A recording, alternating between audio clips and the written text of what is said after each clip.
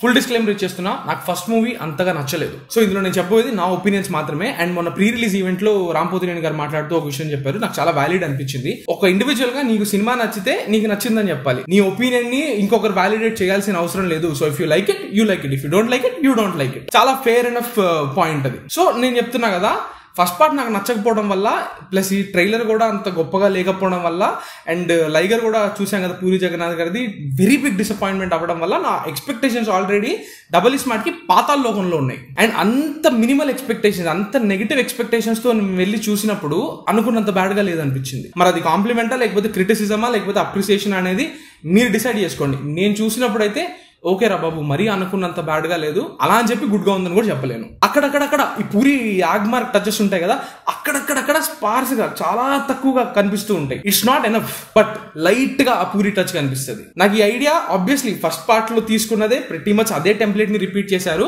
కానీ ఇక్కడ నాకు అన్నిటికంటే నచ్చింది ఏంటంటే, ఒక సెంట్రల్ ట్రాజెడీ ఉంటుంది.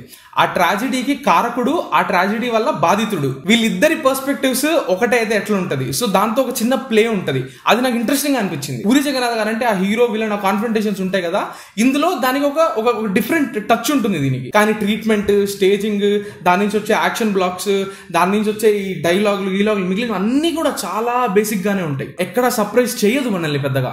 దానికి తోడు అలీ గారితో ఒక సెపరేట్ ప్యారల్ కామెడీ ట్రాక్ ఒకటి ఉంటది.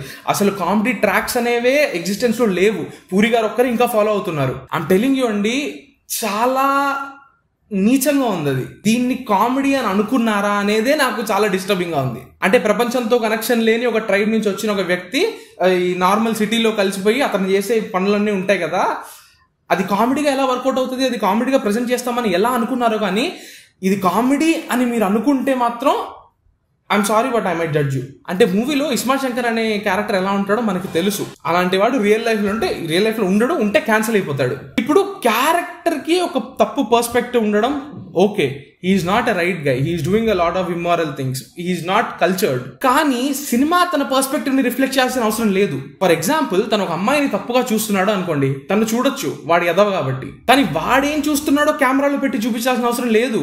That is where perspective comes in to play. ఆ రకంగా చూస్తే ఈ సినిమాలో ఎవ్రీ సెకండ్ డైలాగ్ వల్గర్ గానే ఉంటది. ఐదర్ ఒక సెక్షువల్, ఒక యూఫమిజం కానివ్వండి, లేకపోతే ఒక బూతు. అంటే జనాలకి ఇది చూసేస్తే ఏదో ఇస్మార్ట్ శంకర్ లో ఒకసారి ఏదో వర్కౌట్ అయిపోయిందని మళ్ళీ అదే చేస్తారా?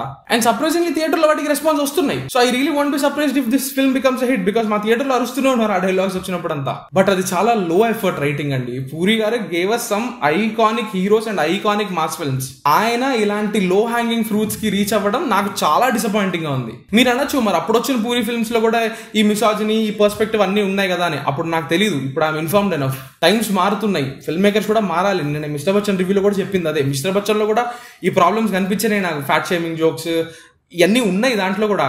బట్ ఆ సినిమాలో ఉన్న లూప్ హోల్స్ తో పోలిస్తే అవి నాకు పెద్ద విషయం కింద అనిపించలే. కానీ ఇందులో entire film is based on ఈ బూతులు, ఈ డైలాగులు, ఇవి చాలా డిసప్పాయింటింగ్. ఇంటెన్షనల్ గా వాళ్ళు ట్రై చేసిన అలీ గారి కామెడీ ట్రాక్ వర్కౌట్ అవ్వలేదు. కానీ అన్ఇంటెన్షనల్ గా ప్రగతి గారి క్యారెక్టర్ ఒకటి ఉంటుంది, టువర్డ్స్ ది సెకండ్ హాఫ్ లో ఒక క్యారెక్టర్ వస్తుంది, అది అన్ఇంటెన్షనల్లీ ఫన్నీ అనిపించింది నాకు. లౌడ్నెస్ అనేది మ్యాటర్ కాదు, ఆ లౌడ్నెస్ ఒక జస్టిఫికేషన్ ఉండాలి. ఓవర్ ద టాప్ అనేది కూడా కంప్లైంట్ కాదు, ఇట్స్ అనాయింగ్.